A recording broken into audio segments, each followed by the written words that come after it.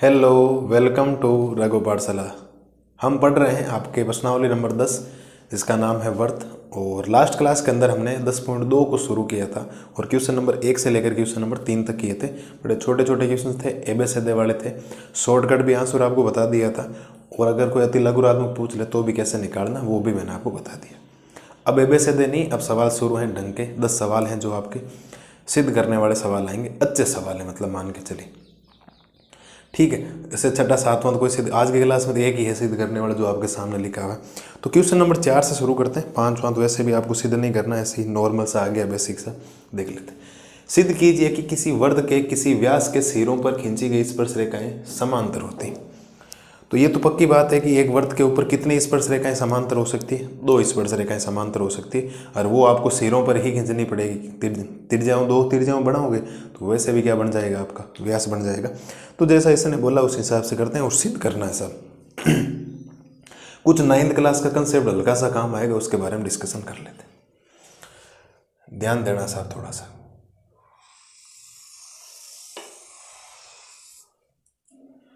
ये वर्त है और ये वर्त का केंद्र है और साथ ही साथ व्यास भी बना देते हैं।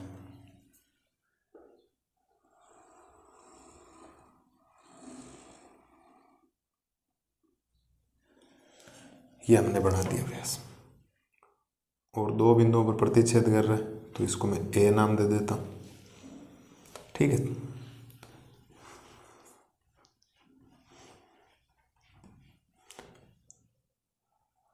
चलो यहाँ दे दो ए नाम और यहाँ दे दो बी नाम, वैसे नाम से क्या फर्क पड़ेगा। और 2 स्पर्श रेखाएं बनाओ यहाँ पर।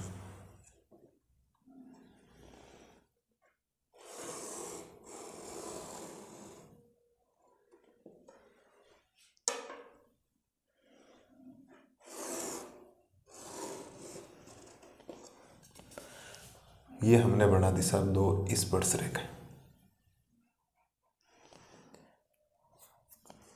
क्या बना दी? 2 स्पर्श रेखा। और स्पर्श रेखाओं को नाम दे देते हैं पी क्यू आर एस। पहली बात तो ये बताओ, क्या प्रत्येक लाल और लाली को चित्र समझ में आया नहीं आया? क्योंकि एक वर्त के ऊपर कितनी स्पर्श रेखाएं समांतर हो सकती? अधिकतम 2 स्पर्श रेखाएं क्या हो सकती? समांतर हो सकती।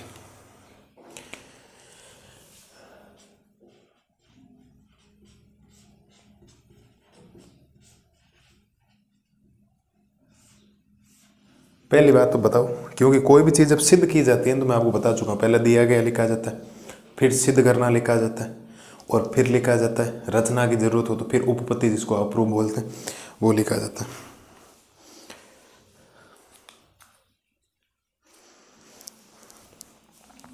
दिए हुए में क्या है, आप लिखेंगे पी क्यू तथा आर एस वर्त की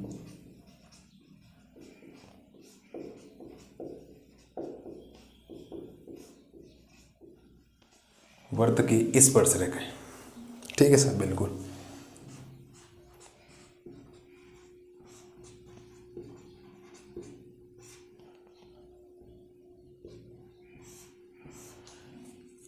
सिद्ध करना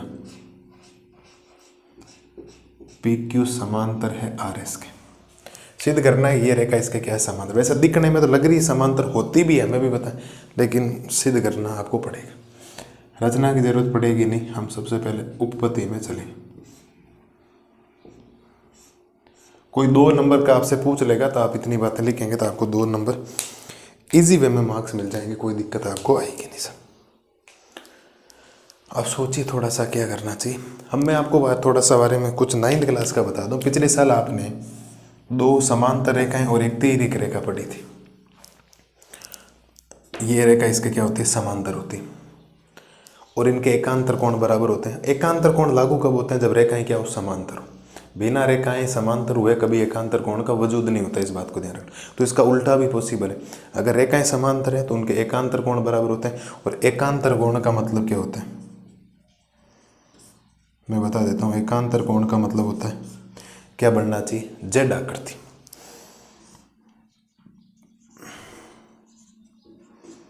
और ऐसे आपने एक संगत कोण भी पढ़ा होगा। संगत कोण का मतलब होता है एप आकृति।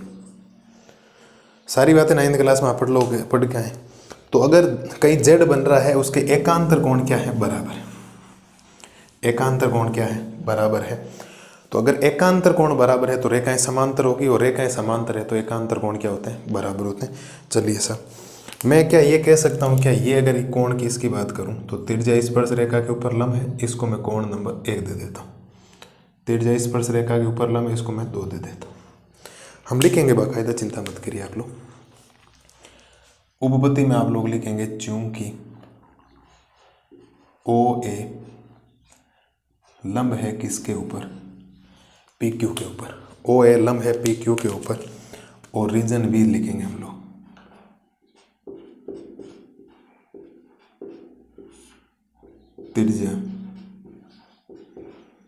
त्रिज्या स्पर्श रेखा पर, त्रिज्या स्पर्श रेखा पर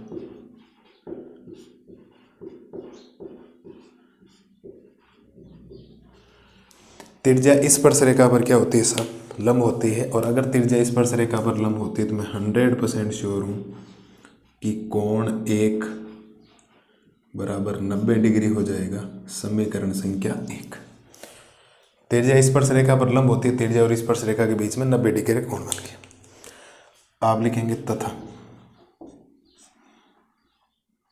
चूंकि ओ बी लंब है आर एस के ऊपर, ओ बी लंब है इस आर एस के ऊपर, और रीजन हो जाएगा वो इस सेम टू सेम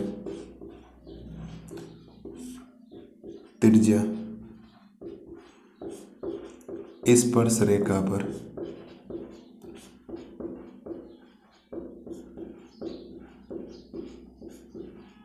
लंब होती है। ये रेखाएं दो स्पर्श रेखाएं, बीच में देख लो 2 समांतर रेखाएं, 2 इनको तीर एक रेखा काट रही तो काम हो जाएगा यहाँ पर। और अगर ऐसा है तो आप लिख सकते हैं कोण नंबर 2 बराबर 90 डिग्री। समीकरण संख्या 2। समीकरण संख्या 2, ठीक है। और अगर आप इस चित्र के अंदर ध्यान से देखो, समीकरण 1 और 2 की तुलना करूं मैं अगर, तो आप लिखेंगे अतः मत लिखो, समीकरण 1 व 2 की तुलना करने पर ये लिखो।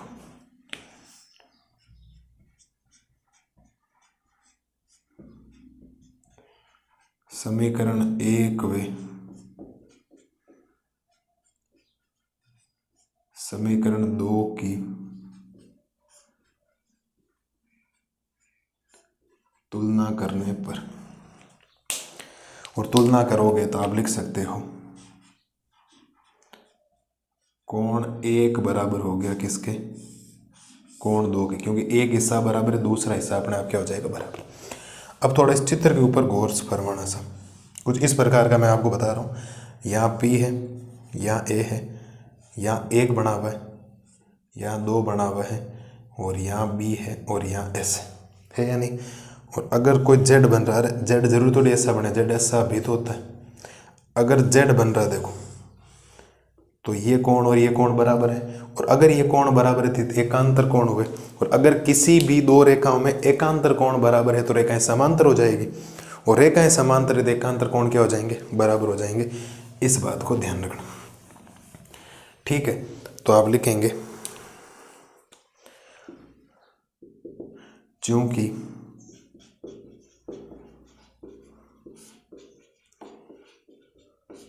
चूंकि एकांतर कोण बराबर है तो एकांतर कोण बराबर है तो रेखाएं परस्पर समांतर होगी,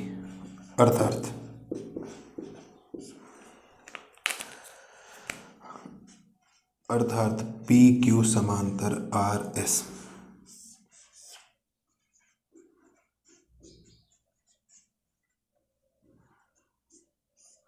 ये लो सर, मुझे नहीं लगता कोई दिक्कत आपको आएगी किसी भी प्रकार की सर। तो ये एकांतर कोण बराबर है। और अगर किसी भी दो रेखाओं में रेखाएं समांतर है तो एकांतर कोण बराबर होते हैं, और इनका विलोम भी पॉसिबल है। अगर एकांतर कोण बराबर है तो रेखाएं क्या होगी, समांतर होगी। ये बातें 9th क्लास में आपको स्पष्ट तौर पर में आ रखे हैं आपके, आपने पढ़ी होगी। रेखाएं एवं कोण करके चैप्टर है, चैप्टर नंबर 6 उसके अंदर। अगर आपने नहीं पढ़ा वो एक अलग बात है, बाकी होती है चीज़ें। आपको ऐसा कोई नहीं बोला है कि कोई झूठा ही बता दिया आपको, ऐसा कुछ नहीं। ठीक है, तो पी क्यू और आर एस वर्त की स्पर्श रेखाएं हैं। सिद्ध करना पी क्यू और आर एस समांतर है उपपत्ति में। ओ ए लंब है पी क्यू के ऊपर, ओ ए लंब है पी क्यू के ऊपर। इसका मतलब कोण एक 90 डिग्री का होगा। नीचे भी 90 डिग्री बनेगा, हम तो एक बार सिद्ध कर देंगे, बात बहुत है। समीकरण संख्या 1। तथा ओ बी लंब है आर एस के ऊपर, ओ बी लंब है आर एस के ऊपर, त्रिज्या स्पर्श रेखा पर लंब होती, तो कोण 2 भी 90 डिग्री होगी। समीकरण 1 और 2 की तुलना करने पर पता लगा ये कोण दोनों आपस में एक हिस्सा बराबर है, दूसरा हिस्सा हो गया बराबर। कोण 1 और कोण 2 बराबर है, इसका मतलब ये देखो जेड बन रहा है, और जेड में एकांतर कोण बराबर होते हैं, तो कोण 1 और कोण 2 बराबर है। क्योंकि एकांतर कोण बराबर है तो रेखाएं परस्पर समांतर होगी, अर्थात पी क्यू समांतर आर एस के। रेखाएं समांतर हो तो स्पर्श रेखा, एकांतर कोण बराबर होते हैं, एकांतर कोण बराबर हो तो स्पर्श रेखाएं क्या होती है, सब बराबर होती है। मुझे नहीं लगता कोई समस्या आपको आएगी किसी भी प्रकार की। आप इजी वे में सोच सकते हैं, जो आपको काम करवाया गया कोई मुश्किल वाला यहाँ है नहीं।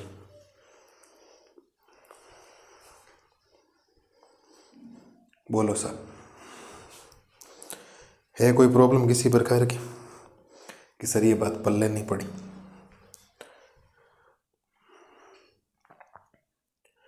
बोलो बोलो बोलो बोलो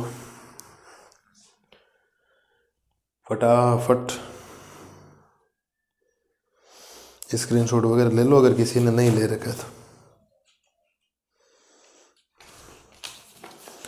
ले लो बेटा, ले लो स्क्रीनशॉट वगैरह ले लो। हो गया चौथा सवाल। अब पांचवा सवाल कुछ भी नहीं है, पांचों में आपको पढ़ के बता देता हूँ। सिद्ध कीजिए कि स्पर्श बिंदु से स्पर्श रेखा पर खींचा गया लंब वर्त के केंद्र से होकर ही जाता है। तो ये तो वर्त के केंद्र से होकर ही जाएगा, और कहाँ से जाएगा? आपने स्पर्श बिंदु से कोई रेखा खींची है तो वो स्पर्श केंद्र से होकर ही गुजरे, कोई सिद्ध करने की जरूरत नहीं। पांचों आपको कोई हाथ ही मत लगाना, कोई दिक्कत नहीं, कोई नहीं पूछेगा आपसे। मैं करवाऊंगा अगली स्लाइड में छठा सवाल। पहले तो आप इसका स्क्रीनशॉट ले लो, कोई ना कोई 2 नंबर में आपसे पूछ सकता है, इस बात को ध्यान रखना।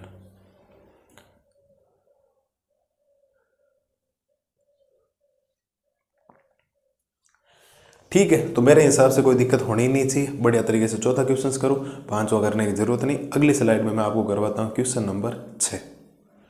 अब देखो करते हैं क्वेश्चन नंबर 6। क्वेश्चन नंबर 6 में बोला गया है, अब वैसे वो पाइथागोरस प्रमेय वाला आ गया, सारे दोनों सवाल सेम है, छठा और सातवां। एक बिंदु ए से जो एक वर्त के केंद्र से 5 सेंटीमीटर दूर है, वर्त पर स्पर्श रेखा की लंबाई 4 सेंटीमीटर है, वर्त की क्या ज्ञात कीजिए, त्रिज्या। चित्र बनाना, चित्र बनने के बाद सारा काम हो जाएगा बहुत इजी वे में। तो पहले तो वर्त बनाइए, ठीक है। ये बन गया वर्त, और ये बन गया आपके वर्त का केंद्र। अब कुछ लोग यहां बनाते, कुछ लोग यहां बनाते, कोई दिक्कत है नहीं। एक बिंदु ए से जो एक वर्त के केंद्र से 5 सेंटीमीटर दूर है, वर्त पर स्पर्श रेखा की लंबाई, तो वर्त पर स्पर्श रेखा बनानी पड़ेगी, तो वर्त की त्रिज्या बनाओ पहले तो त्रिज्या बनाते हैं साहब। ये लो, पहला काम हमने किया, वर्त की त्रिज्या बनाई, और वर्त की त्रिज्या बनाने के बाद एक छोर पे आपको बनानी है, नीचे मत लाना, स्पर्श रेखा ही बनानी है।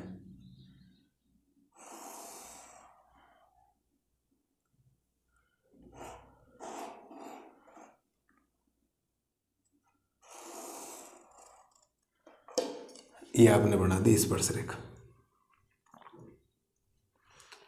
और यहां कोई ना कोई बिंदु होगा। एक बिंदु ए से जो एक वर्त के केंद्र से 5 सेंटीमीटर दूर। अब मेन मुद्दा क्या होता है कि ये जो ए बोल रहा है ना, मैं यहां लूं या यहां लूं। पहली बात तो आगे बोलो, वर्त की त्रिज्या ज्ञात करो, तो मैं 100% श्योर हूं कि वर्त की त्रिज्या तो साहब यही होगी। क्या होगी? वर्त की त्रिज्या तो यहां पर यही होगी, और यही ज्ञात करना। इसका मतलब ए यहां पर होगा, और मैं यहां पर दे देता हूं बी। अब मेरे हिसाब से बात समझ गए होंगे, मैंने जो कहना चाहा था वो मैंने कह दिया आपके लिए, ठीक है, मैंने क्या बोला है कि ये स्पर्श रेखा यहाँ पर ये बिंदु ए होगा, क्योंकि अगर इसने बोला एक बिंदु ए से जो एक वृत्त के केंद्र से 5 सेंटीमीटर दूर है, अगर ए होता तो फिर तो ये 5 होना चाहिए था, लेकिन ये तो ज्ञात करना वृत्त की त्रिज्या हो गई। इसका मतलब अब इसको मिला दो और आपका काम हो गया बहुत ईजी वे में सर, बहुत ईजी वे में हो गया आपका काम। ये लो सर, ये बना बिल्कुल सर। और ये बनने के बाद सवाल हो गया है ख़त्म, कोई समस्या आएगी नहीं। इस स्पर्श रेखा की जो ये लंबाई है यहाँ से यहाँ तक, वो कितनी है सब 4 सेंटीमीटर। कितनी है 4 सेंटीमीटर है। और एक बिंदु ये जो ए है वो केंद्र से कितना सेंटीमीटर दूर है सब 5 सेंटीमीटर दूर है। और ये बनता है यहाँ पर 90 डिग्री। कितना डिग्री बनता है 90 डिग्री बनता है। कोई ज़्यादा दिक्कत है नहीं। मैं देने में तो होमवर्क दे दूँ लेकिन करवा दूँ, 2 मिनट लगेंगे, ज़्यादा समय लगेगा नहीं। तो पहली बात तो लिख देते हैं दिया गया। आपको चित्र के नीचे लिखना है, सारी बातें ध्यान रखना। आप लिखेंगे पहली बात तो आप लिखेंगे दिया गया।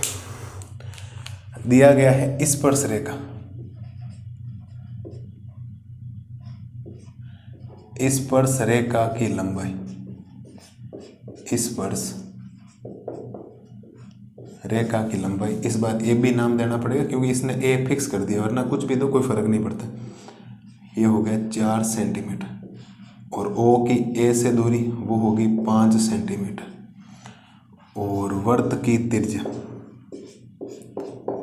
वृत्त की, कल की क्लास में पहला सवाल किया था, यहाँ 24, यहाँ 25 था, यहाँ 24 था, बाकी वो सेम ही सवाल आ गया। वृत्त की त्रिज्या है ओ बी, उसको हमने आर मान लिया। और ये आपको क्या करना है ज्ञात करना है सर। इसको आप क्या करेंगे ज्ञात करेंगे। आप लिखेंगे चूंकि समकोण त्रिभुज, समकोण त्रिभुज ए बी ओ में पाइथागोरस प्रमेय, ए बी ओ में पाइथागोरस प्रमेय। और पाइथागोरस प्रमेय साहब ये कहता है कर्ण स्क्वायर बराबर लंब स्क्वायर प्लस आधार स्क्वायर। यही तो होता है। कर्ण का मतलब जो 90 डिग्री के सामने, इसका मतलब ओ ए का स्क्वायर। लंब का मतलब ये, जब तक थीटा नहीं दे रखा है, यही होता है ए बी का स्क्वायर। आधार का मतलब ओ बी का स्क्वायर। तो ये तो हो गया 5 का स्क्वायर, क्योंकि ओ ए का मान 5 है, ए बी का मान है 4 का स्क्वायर। और ये हो जाएगा आर स्क्वायर।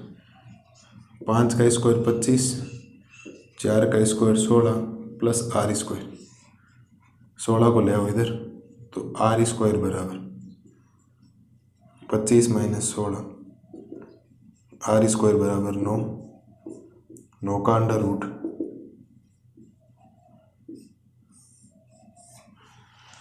ये आ गया 3 सेंटीमीटर। एक साइड में ऊपर यहाँ से आप एक लाइन लिख देना,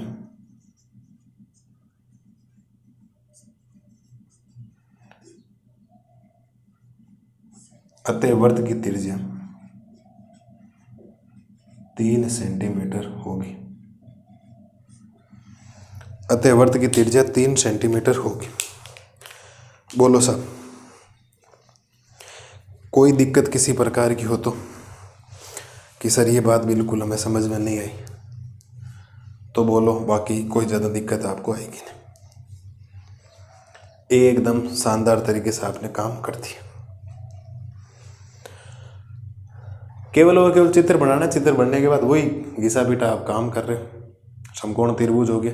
हमें इस बार लिखा नहीं, ओ बी लंब है ए बी के ऊपर, त्रिज्या स्पर्श रेखा पर लंब होती, चाहो तो कहीं पर लिख देना, कोई दिक्कत नहीं। बाकी समकोण त्रिभुज है, वैसे कोई दिक्कत वाली बात है नहीं, हो जाएगा। कोई 1 नंबर का सवाल आपसे डायरेक्ट पूछ ले, वैसे दें पूछ ले, किसी में पूछ ले, और बाकी बताओ जान चित्र बनने। ये 4 और 5 है तो ये वैसे भी अपने आप 3 बचेगा।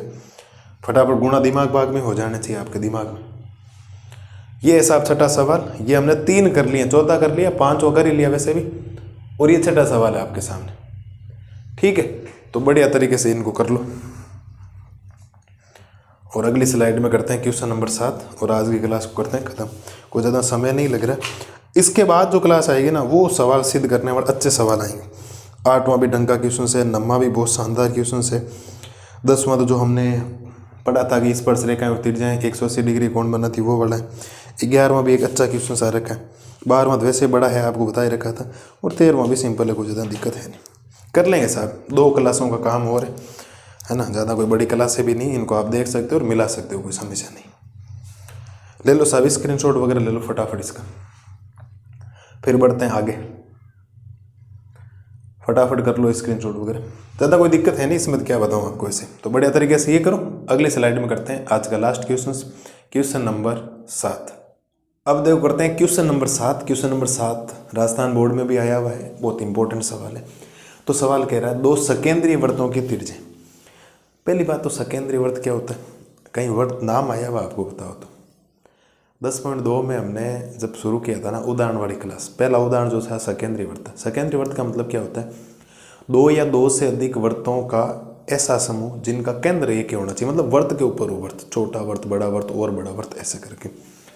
तो यहाँ पर इसने जो बोला है उसके हिसाब से काम करते हैं। ये वृत्त,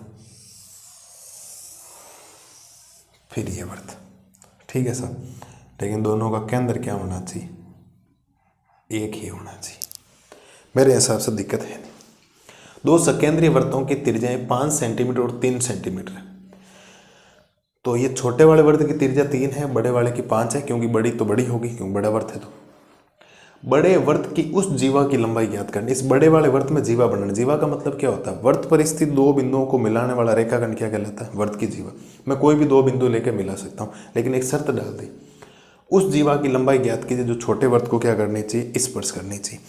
जीवा तो बड़े वृत्त की बनाओगे, लेकिन छोटे वाले वृत्त को ये क्या करते हुए जानी चाहिए साहब, स्पर्श करते हुए जानी चाहिए।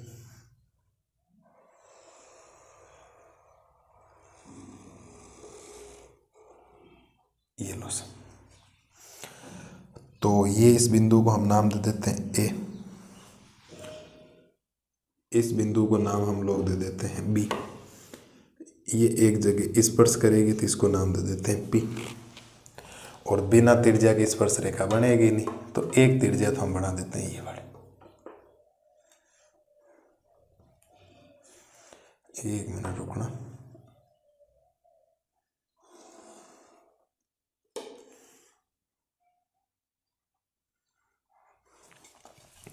तो ये त्रिज्या तो कितनी हो गई साहब, 3 सेंटीमीटर, क्योंकि छोटे वाले वृत्त की त्रिज्या है तो इसीलिए। अब बड़े वाले वृत्त की त्रिज्या या तो इससे मिला दो या इससे मिला दो, तो हम इधर मिला देते हैं, कोई दिक्कत नहीं, किसी से मिलाओ क्या फर्क पड़ेगा।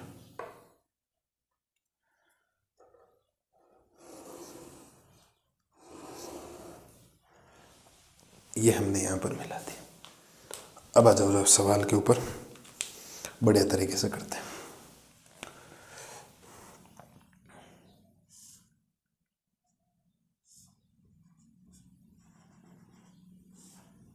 ये 5 सेंटीमीटर और यहाँ 90 डिग्री कौन बनेगा, बिल्कुल सब। आपको ए बी की लंबाई याद करनी है, इस बात को ध्यान रखना, ठीक है। तो पहले हम लिख सकते हैं दिया गया,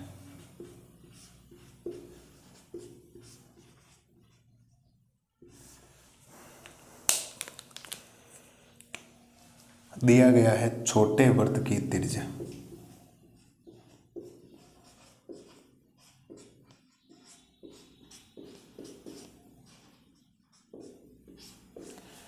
छोटे वृत्त की त्रिज्या ओ पी बराबर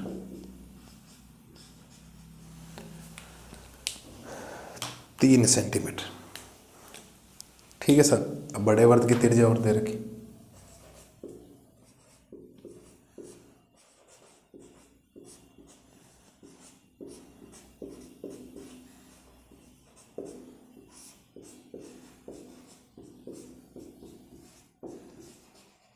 ये लो सर। तो ये 3 हो गई, ये 5 हो गई।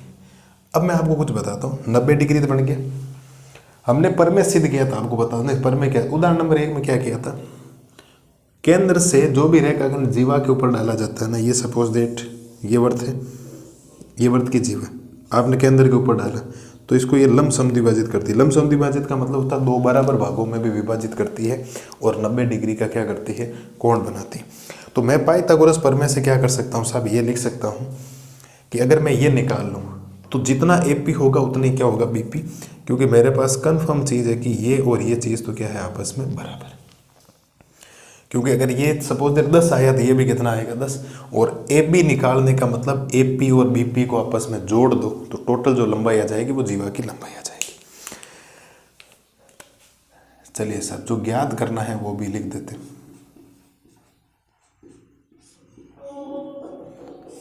ज्ञात करना भी अगर हम लिखेंगे तो आप लिखेंगे जीवा ए बी की लंबाई,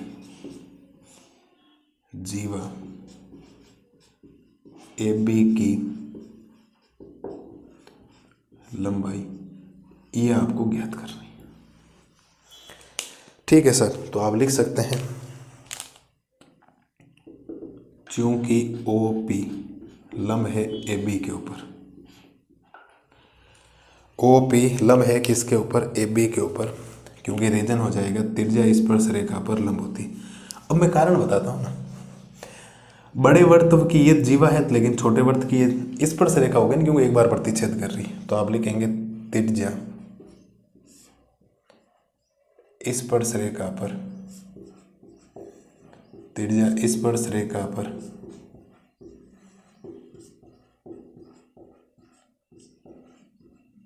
लंब होती है।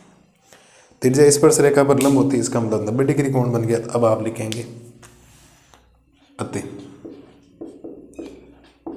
समकोण त्रिभुज, अतः समकोण त्रिभुज ए पी ओ में पाइथागोरस प्रमेय से,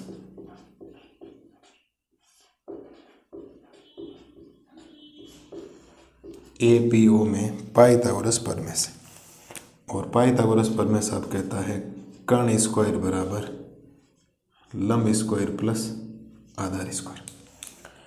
और कर्ण में यहाँ काम कौन कर रहा है, ओ ए का स्क्वायर, लंब में काम कर रहा है ओ पी का स्क्वायर, और आधार में काम कर रहा है ए पी का स्क्वायर। कर्ण, लंब और ये आधार, तो ओ ए तो आपके पास 5 का स्क्वायर हो जाएगा, ओ पी 3 का स्क्वायर हो जाएगा,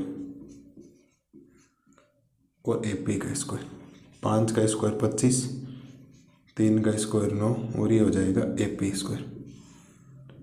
9 को इधर ले आओ, तो यहाँ से ए पी स्क्वायर बराबर 25 माइनस 9, तो ए पी स्क्वायर बराबर 16, स्क्वायर हटेगा रूट लगेगा, तो ए पी का मान आ जाएगा 4 सेंटीमीटर।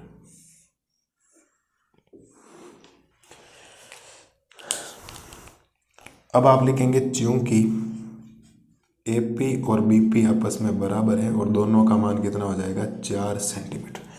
अब मैं रीजन जो लिख रहा हूं वो ध्यान देना सर। वर्त के केंद्र से जीवा पर डाला गया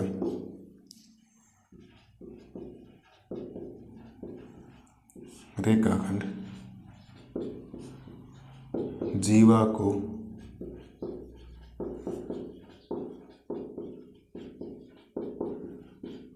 लंब समद्विभाजित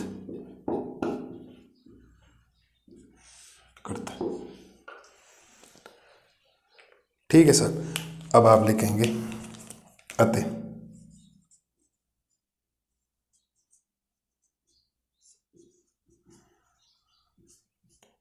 जीवा ए बी बराबर A P plus B P. तो ए बी बराबर ए पी का मान 4 है और बी पी का मान भी कितना है 4, तो 4 प्लस 4,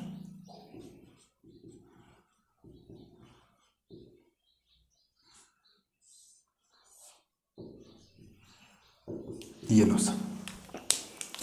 ज़्यादा मुश्किल नहीं था, आपको चित्र बनाना है। और मेन ए बी का मतलब ये हो गया, अगर यहाँ से यहाँ तक ज्ञात करना, या तो ये ज्ञात कर लो या और ये आपस में बराबर होती है, क्योंकि वर्त के केंद्र से जीवा पर डाला गया रेखाखंड जीवा को लंब समद्विभाजित करता है, 90 डिग्री का कोण भी बनाता है और 2 बराबर भागों में विभाजित भी करता है। ये तो वैसे हमने उदाहरण में भी सिद्ध कर लिया था, लेकिन ये 9वीं क्लास का जो चैप्टर था 9th में, आपके चैप्टर नंबर 9 वर्थ, उसके अंदर ये पर में आ रखा, आप जाके देखेंगे तो वहाँ आपको मिलेगा। और किसी बच्चे ने अगर बढ़िया तरीके से पढ़ाई की तो उसको पता है कि हाँ सर ये चीज़ें आ रखी। बाकी कोई ज़्यादा दिक्कत थी नहीं, जो बातें थी पाइथागोरस पर में लगा के एपी का मान निकाला। एपी और बीपी का मान दोनों का ही मान, एपी 4 है, बीपी भी कितना हो जाएगा 4, रीजन मैंने लिख दिया। अब एपी पूरा निकालना है यहाँ से यहाँ तक, तो पूरा निकालने के लिए ये और ये जोड़ दो, जब मैं ये और ये जोड़ दूंगा पूरा ये आ जाएगा, तो ये 4 और ये 4 टोटल आ गया 8 सेंटीमीटर। ले लो साहब स्क्रीनशॉट वगैरह, और आज की क्लास को करते हैं ख़त्म। और 2 क्लासों में कल अच्छे क्वेश्चन आएंगे और शानदार। 12वां तक क्वेश्चन है, इतना कोई पॉसिबल नहीं आने के चांसेस में कि वो कोई पूछ ले आपसे, बाकी रेयर चांस है कोई पूछे। बाकी जो 7 हो गए हैं, 6 क्वेश्चन और बचे, उनमें से 5 सवाल तो मान के चलिए कि बहुत इंपॉर्टेंट है सर, बहुत ज़्यादा। सीधे सीधे एग्जाम हर बार छप के आते हैं, कोई दिक्कत आपको आएगी नहीं। ले लो साहब स्क्रीनशॉट वगैरह ले लो फटाफट, फिर बढ़ते हैं आगे। ले स्क्रीनशॉट वगैरह लो, और मिलते हैं कल की क्लास में। तब तक बढ़िया तरीके से पढ़ाई करो, रिवीजन करो, एक एक चीज़ को याद करो, थोड़ी सी मेहनत करिए आप लोग, है ना। मेहनत कम कर रहे हो आप लोग, मेहनत कम कर रहे हो ज़्यादा कर रहे हो? मैंने ज़्यादा ही करनी, कम नहीं करनी। तो बढ़िया तरीके से ये करना। मैं लाता हूँ आपके लिए कल क्वेश्चन नंबर 8, 9, 10 और 11 का सॉल्यूशन। टोटल 4 सवाल हम करेंगे कल की क्लास में, घंटे भर लगेगा, बहुत इंपॉर्टेंट क्लास है। तब तक थैंक यू।